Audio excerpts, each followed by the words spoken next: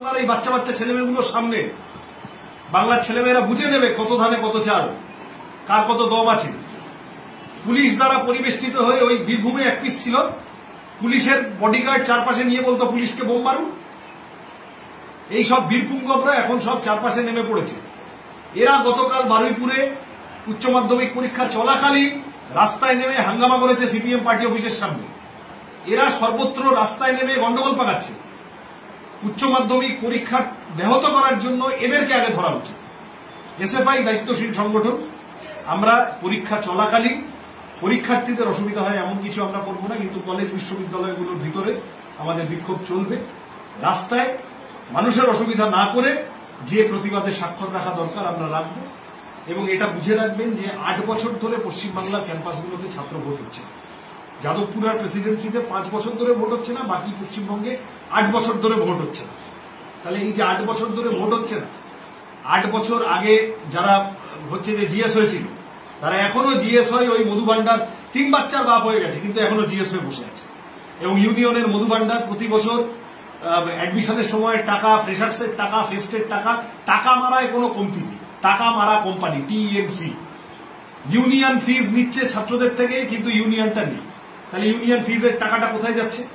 Fest committee, freshers committee, বকলমে TMCP unit, এদের হাতে বছর বছর গাদা গাদা কলেজের ইউনিয়ন ফিজের টাকা ছাত্রদের পকেটের টাকা চলে যাচ্ছে। এটা চুরি না? এটা ডাকাতি না? এই অন্যায়ের প্রতিবাদ করবো না আমরা? ইউনিয়ন ডিফাল্ট, টিএমসিপি ইউনিট বকলমে ইউনিয়ন চালাচ্ছে, তার এই অনিয়ম বেনিয়ম করতে গিয়ে আমি মনে করিয়ে দেবো কলকাতার নজরুল মঞ্চে কলকাতার একটি কলেজের অনুষ্ঠান, টিএমসিপির এই বাদরামর তরুণ কে ভারত বিখ্যাত সঙ্গীত শিল্পী, তিনি অসুস্থ হয়ে মারা গেলেন। একের পর এক কুপ্রস্তাব দেওয়া, ছাত্রীদের অ্যাডমিশনে টাকা খাওয়া, উন্নয়নের রেট চার্ট ঝুলিয়ে দেওয়া, কেউ প্রতিবাদ করতে এলে তাকে মারধর করে, এগুলো ছেড়েই দিন। তো নিত্য নৈমিত্তিক ঘটনা হয়ে দাঁড়িয়েছে। ছাত্র ভোটের দাবিতে এসএফআই এর আগে বিধানসভা অভিযান করেছে, বিকাশ ভবন অভিযান করেছে। শিক্ষামন্ত্রী বিকাশ ভবনে ছিলেন কয়েকদিন আগে, এসএফআই এর কর্মীদের সাথে কথা বলতে পারতেন, কোনো কথা না বলে তাদের ওপর পুলিশ লেলিয়ে দিয়েছিলেন। এই যে আরজি করের ঘটনা ঘটলো, জুনিয়র ডাক্তাররা তারা যে দাবি দাওয়া করছে, তার মধ্যে মেডিকেল কলেজগুলোতে ছাত্র ভোটের দাবি তারা করছে, অন্যায্য দাবি নাকি? ছাত্র ইউনিয়ন না থাকলে ছাত্রদের অসংখ্য অসুবিধা হয়। আর ইউনিয়নটাকে কেন্দ্র করে ঘাড়ে চড়ে মৌরসিপাট্টা লাগিয়ে রেখেছে, টাকা মেরে যাচ্ছে বছরের পর বছর, কিন্তু ইউনিয়নের কাজ হচ্ছে না। তা ছাত্ররা দাবি করবে না? মূল কথা হলো ছাত্র ভোট চাই। এই দাবি নিয়ে যাদবপুরের ছাত্ররা গিয়েছিল। আপনি কথা শুনতে পারতেন, আপনি 2-3 জনের কথা শোনার পরে 4, 5, 6, 7 কথা শোনার আর প্রয়োজন মনে করলেন।